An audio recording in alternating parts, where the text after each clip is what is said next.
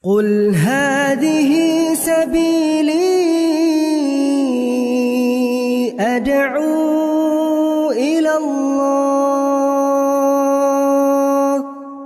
Assalamualaikum warahmatullahi wabarakatuh. Alhamdulillah kita ketemu lagi di channel Pemberantas Kemaksiatan Kaum Muslimin. Dan seperti biasa sebelum kita masuk ke pembahasan, kami ingatkan untuk kaum muslimin yang belum subscribe ke channel ini, silahkan subscribe untuk mendapatkan notifikasi ketika ada video-video yang terbaru yang kita upload di channel ini. Dan untuk yang sudah subscribe, kami ucapkan jazakumullahu khairan katsira. Dan kaum muslimin, di video kali ini ya kami menyatakan ketidaksepakatan atau ketidaksetujuan terhadap kebijakan dari Pak Deddy Mulyadi ya, yang mewacanakan program vasektomi untuk penerima bantuan sosial dari pemerintah Jawa Barat, kaum muslimin. Jadi lagi-lagi kita ini ketika sesuatu yang benar ya datang dari siapa saja ya kita benarkan. Kemudian ketika sesuatu yang salah datang dari siapa saja ya kita katakan itu salah. Jadi kita membela yang benar dan menolak yang salah. Dan kebijakan dari Pak Deddy Mulyadi yang mewacanakan ya, harus wajib vasektomi bagi penerima bantuan sosial, yaitu sangat bertentangan dengan syariat Islam. Ya. Dan kami sangat setuju dengan apa yang disampaikan oleh seorang Habib, ya, menantunya Pak Rizik Syihab, Hanif Alatos, ya, di mana di sini bukti bahwa kami ini netral, ya, tidak serta-merta membenci Habib. Ya. Kalau Habib menyampaikan kebenaran, ya kita bela. Tapi kalau yang disampaikan dawir nggak jelas, ya nggak akan kita bela. Ya. Jadi yang kita bela itu adalah kebenaran. Ya, datang dari siapa saja, kalau kebenaran kita bela. Ya. Dan seandainya para Ba'alawi itu berceramah, ceramahnya nggak dawir, nggak menyebar khurafat, nggak menyebar kesyirikan, itu pasti kita bela. Pasti kita bela. Tapi karena kebanyakan ceramahnya ya jualan nasab, jualan karomah, dawir, merendahkan orang lain selain dari kalangan Ba'alawi, ya makanya kita kritik Ba'alawi, ya. Tapi di video kali ini ya kami sangat setuju dengan apa yang disampaikan oleh Pak Hanif Alatos, ya, kritikan terhadap kebijakan dari Pak Deddy Mulyadi, ya. Dan kritikan dari Hanif Alatos ini kritikan yang baik. Nggak mengeluarkan perkataan-perkataan kasar, kotor, dan sebagainya. Ya. Kalau perlakuan Ba'alawi mengkritik ya siapa saja, ya katakanlah mengkritik pemerintah, karena memang pemerintah kita ini membolehkan, ya, dijamin oleh undang-undang. Kalau mereka mengkritik pemerintah dengan cara yang baik, maka kami nggak akan salahkan. Tapi kalau seperti Bahar Smith, ya omongan kotor keluar, binatang keluar, ya hujatan keluar, ya maka kita tidak mungkin membela yang seperti itu, membenarkan yang seperti itu. Ya, tapi video Hanif Alatos ini kaum muslimin, ini baguslah kritikannya, ya, kritikannya bagus. Coba kita simak videonya kaum muslimin. Kemarin saya baca berita dari Kompas TV ya, Gubernur Jawa Barat, KDM, Kang Deddy Mulyadi, itu menggodok kebijakan yang cukup radikal. Saya katakan radikal di sini karena melampaui batas kewajaran, yang mewajibkan peserta bantuan sosial di provinsinya untuk menjadi bagian dari program KB keluarga berencana, terutama KB pria yang disebut vasektomi. Jadi ada wacana yang lagi digodok kemarin disampaikan oleh Gubernur Jawa Barat ya, untuk masyarakat Jawa Barat yang nerima bansos, bantuan sosial, itu kalau laki-laki syaratnya salah satunya harus vasektomi, melakukan vasektomi. Apa itu vasektomi? Vasektomi ini salah satu cara KB laki-laki. Jadi vasektomi itu ya metode kontrasepsi permanen untuk pria dengan cara memotong atau mengikat saluran sperma yang disebut vas deferens agar sperma tidak keluar saat ejakulasi dini. Itu namanya vasektomi.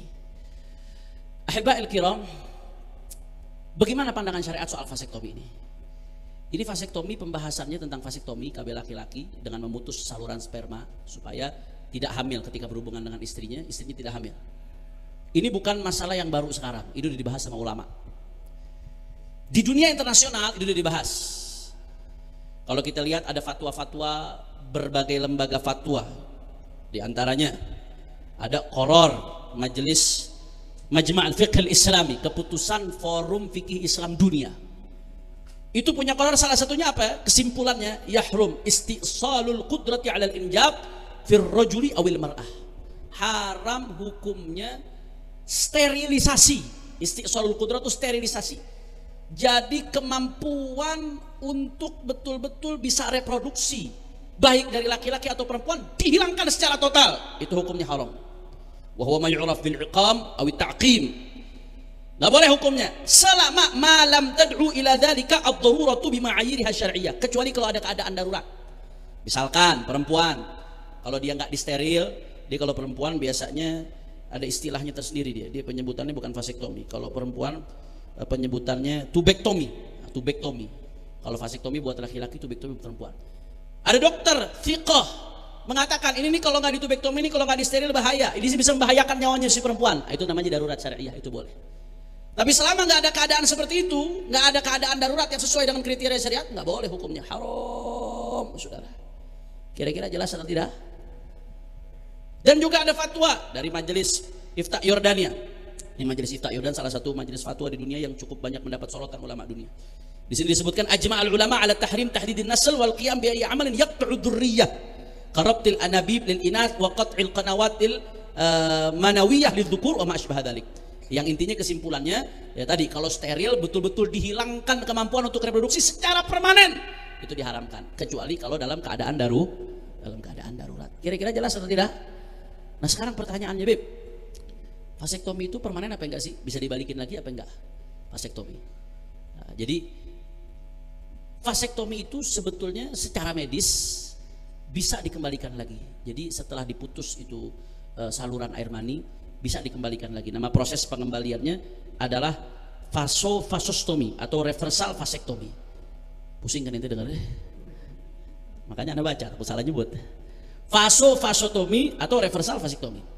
Itu ada proses itu, tapi ada tapinya. Nggak ada yang bisa jamin itu kembali 100%, saudara.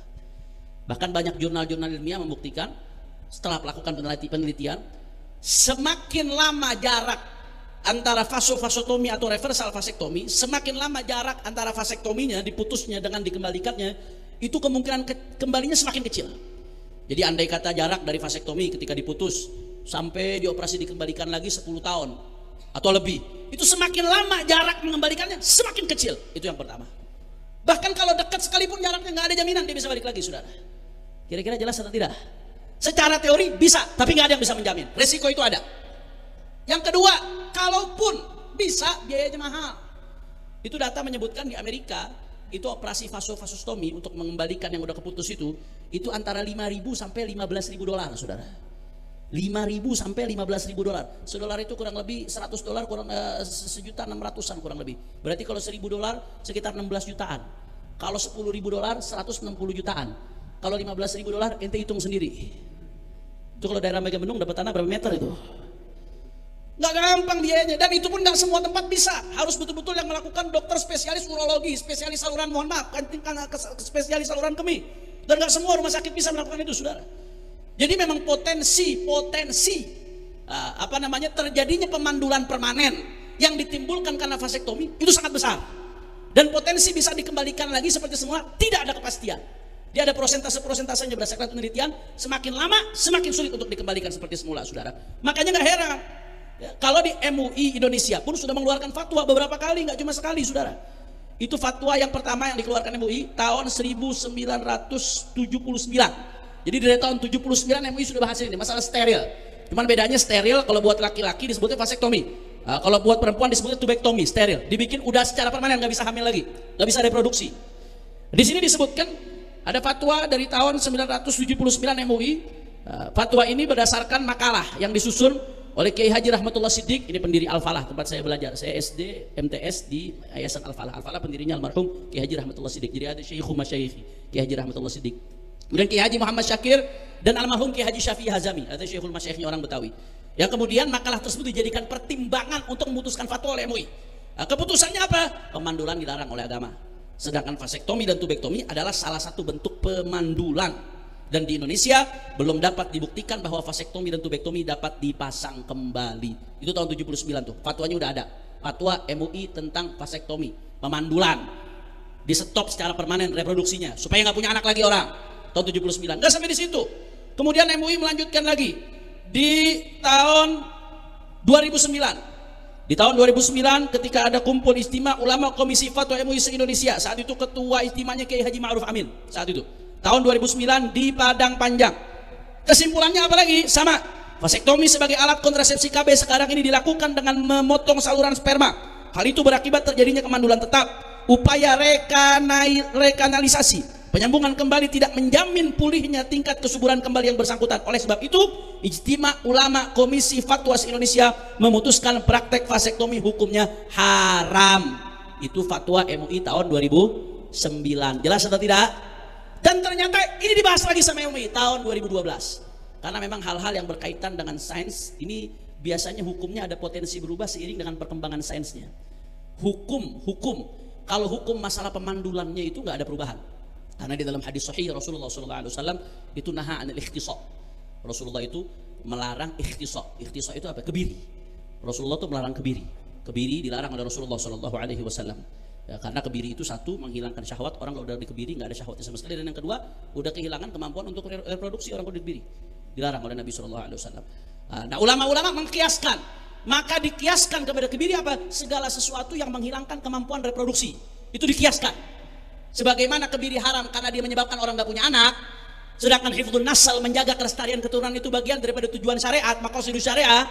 Maka segala sesuatu yang menyebabkan orang jadi nggak bisa punya anak secara permanen diharamkan. Qiyasan ala nahyil ikhtisha, dikiaskan kepada larangan untuk kebiri karena ilatnya menyebabkan seseorang nggak bisa punya anak. Jelas atau tidak? Paham atau tidak? Jadi kalau hukum pemandulannya secara permanen udah jelas haram. Cuman perkembangannya di sini sehingga kadang fatwa berubah. Perkembangannya apakah vasektomi ini termasuk pemandulan permanen atau bukan? Apakah bisa dikembalikan atau bukan? Karena ini berkembang nih, teknologi berkembang. Makanya tahun 2012 dibahas lagi. Akhirnya di tahun 2012 diputuskan tetap haram oleh MUI. Lagi-lagi fatwa MUI tetap haram. Tapi ada pengecualian. Ada pengecualian. Apa pengecualiannya? A.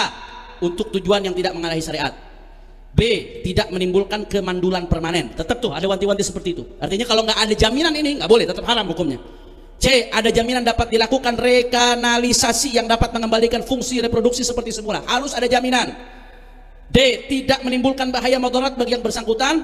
Dan E. Ini yang paling penting. Apa? Tidak dimasukkan ke dalam program dan metode kontrasepsi mantap, saudara. Jadi fatwa MUI jelas.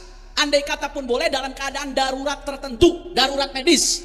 Kalau sekiranya bisa membahayakan diri dia, itu pun boleh. Itu pun nggak boleh jadi program pemerintah. Apalagi sampai jadi syarat untuk terima bansos. Sekarang kalau yang miskin, orangnya anaknya baru satu bagaimana? Kalau yang miskin orangnya belum punya anak bagaimana? Mau disuruh vasektomi? Andai pun dia punya anak banyak, apa nggak ada solusi lain? Selain memandulkan dia, selain bikin dia nggak bisa punya anak lagi. Kira-kira jelas atau tidak? Makanya di sini tegas, ada ketentuan, ada rekomendasi dari MUI. Apa rekomendasinya? Ini yang mau saya tekankan. Rekomendasinya satu, pemerintah diminta tidak mengkampanyekan vasektomi secara terbuka, umum dan massal sebagai salah satu bentuk alat kontrasepsi untuk masyarakat. Vasektomi dimungkinkan hanya untuk orang-orang tertentu yang memenuhi persyaratan sebagaimana di atas. Jadi dilarang gitu, diminta supaya pemerintah nggak kampanye, apalagi dijadikan syarat bansos. Jelas atau tidak? Paham? Jadi saya minta tolong Kang Deddy Mulyadi ya. Saya nggak punya sentimen pribadi sama Deddy Mulyadi. Walaupun dia punya masa lalu catatan hitam dengan umat Islam di Purwakarta saat itu, ya selama itu nggak diulangi, saudara. Apa yang baik kita katakan baik, apa yang buruk kita katakan buruk, saudara. Tapi kalau udah nyenggol-nyenggol soal hukum syariat seperti ini, saudara, mau membuat kebijakan yang bertentangan dengan syariat, kewajiban kita untuk mengingatkan. Tolong jangan. Mumpung belum jadi nih, jangan dilanjutkan. Karena kalau dilanjutkan, jangan salahkan nanti kalau Anda berhadapan dengan kiai se-Jawa Barat. Betul atau tidak? Betul atau tidak? Cari solusi lain. Emang nggak ada solusi lain selain pemandulan? Nggak ada solusi lain selain vasektomi? Oh enggak, nanti itu apa namanya? Akhirnya kalau satu keluarga anaknya banyak, padahal keluarganya miskin, akhirnya bansos negara jatuhnya ke dia juga. Ini kan urusan teknis. Ya ente pejabat digaji buat ngurusin teknis. Cari dong solusi lain, saudara. Kan bisa dicari bagaimana caranya ada pemerataan bansos. Oh kalau satu keluarga anaknya kebanyakan, ya udah dia dapat jatah bansos tetap segitu. Nggak perlu dengan sesuai dengan jumlah anaknya. Tapi kalau keluarga emang mampu, ya udah, daripada dikasih ke koruptor mendingan dikasih ke orang miskin, saudara. Betul atau tidak? Betul atau tidak? Masya Allah. Dan saudara, dan saya tegaskan, urusan bansos ini kalau kita bicara maqasidus syariah, ya maqasidus syariah, esensi daripada bersyariat, saya sudah sering jelaskan, ada namanya hifdzuddin, menjaga agama, ini urutannya. Yang kedua hifdzu an-nafs, menjaga jiwa. Yang ketiga hifdzul akal, menjaga akal. Yang keempat hifdzun nasl, menjaga kelestarian keturunan. Yang kelima hifdzul mal, menjaga harta. Urusan pemandulan ini bertentangan dengan prinsip syariat hifdzun nasl, menjaga kelestarian keturunan. Dan urusan bansos berkaitan dengan hifdzul mal. Kalau kita lihat dari segi apakah fakta terjadi apa enggak, vasektomi mudaratnya muhaqqaqah. Yang namanya madarat pemandulannya udah pasti, bisa dipastikan. Karena dia nggak punya anak lagi setelah itu, saudara. Sedangkan yang namanya bansos, urusan teknis pembagian bansos, andai kata anaknya banyak, dia madaratnya sifatnya masih madrunah atau bahkan mahuma, belum ada kepastian, pasti madarat, saudara. Kalau ini udah pasti madarat. Dan andai kata pun sama-sama ada mudarat yang pasti, yang namanya hifdzun nasl muqaddam ala hifdzul mal. Menjaga kelestarian itu lebih didahulukan daripada menjaga harta. Itu secara pandangan maqasidus syariah. Makanya kayak nggak ada solusi lain. Urusan bansos orang dibikin mandul, saudara. La ilaha illallah. Beb, kalau KB perempuan bagaimana? Kalau KB perempuan, saya nggak mau bicara masalah KB saat ini, panjang.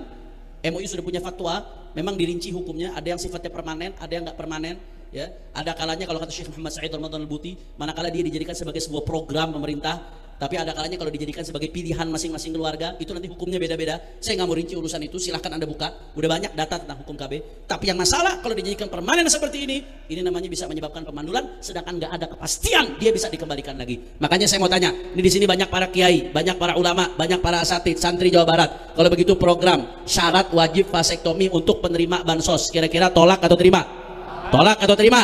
Maka kita minta kepada Gubernur Deddy Mulyadi, tolong hargai rekomendasi MUI, hargai fatwa MUI, hargai suara para ulama, cari solusi lain, jangan bikin solusi yang bertentangan dengan syariat. Makanya saya mau tanya masyarakat umat Islam, siap jaga Jawa Barat?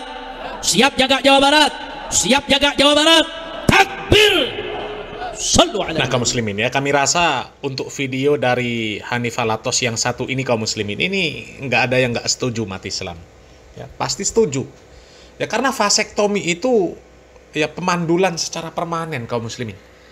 Ya meskipun dijelaskan sama Pak Hanifah Latos tadi ya bahwasanya ilmu kedokteran ini terus berkembang, akan tetapi sampai saat ini ya ilmu kedokteran belum bisa menjamin bahwa ketika seseorang itu melakukan vasektomi itu bisa dikembalikan kemudian menjadi normal lagi. Ya. Nggak bisa menjamin.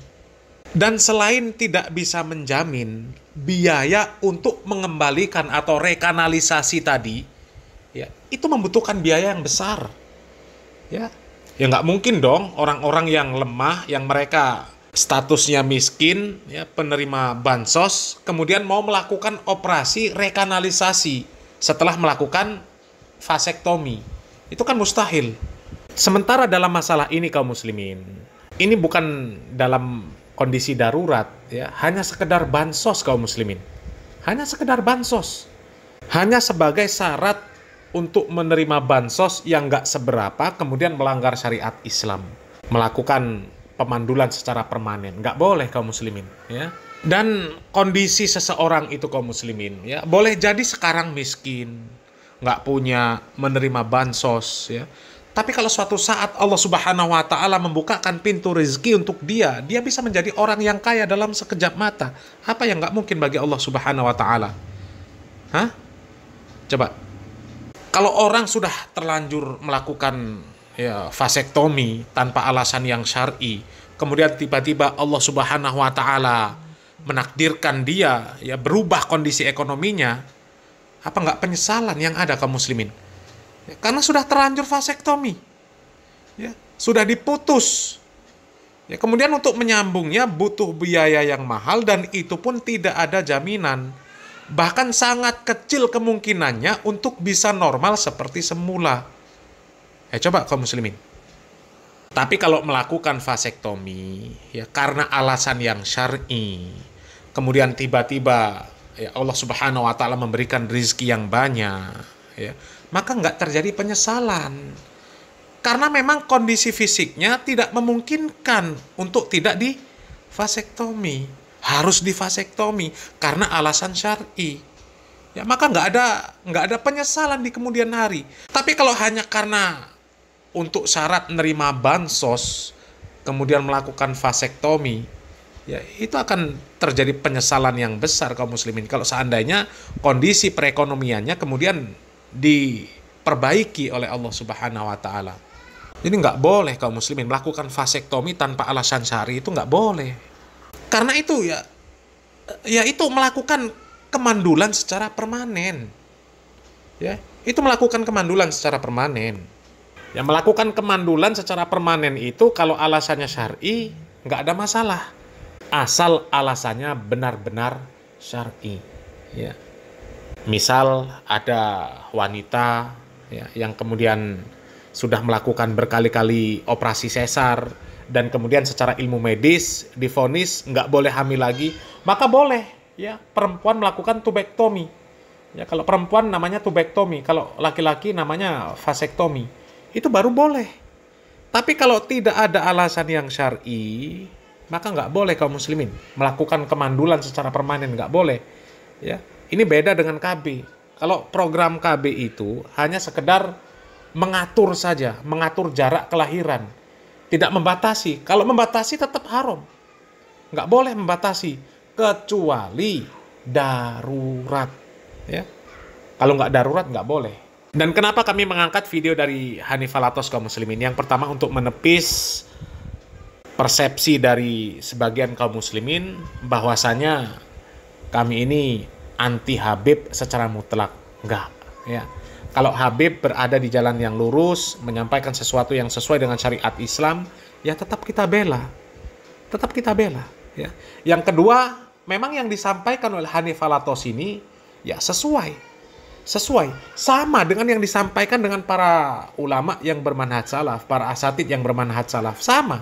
Nggak ada perselisihan kaum muslimin, ya. Membatasi kelahiran ya secara permanen ya atau memandulkan secara permanen tanpa alasan syar'i itu hukumnya haram ya. Tapi untuk sekedar mengatur jarak kelahiran maka itu diperbolehkan ya. Mudah-mudahan bermanfaat kaum muslimin. Salam waras, salam akal sehat. Barakallahu fikum. Wassalamualaikum warahmatullahi wabarakatuh.